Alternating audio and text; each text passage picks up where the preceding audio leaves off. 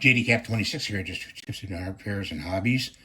And we've got the Crosman 600 here, and requested by a subscriber.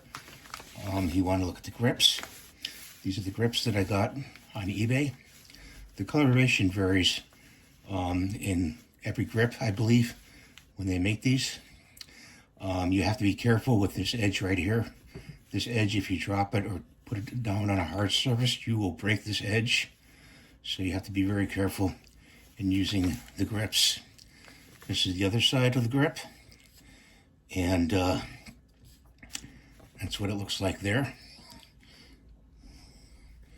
Like I said, the color variation in every grip is different. It's not going to be the same when you get these grips. They'll be lighter, darker.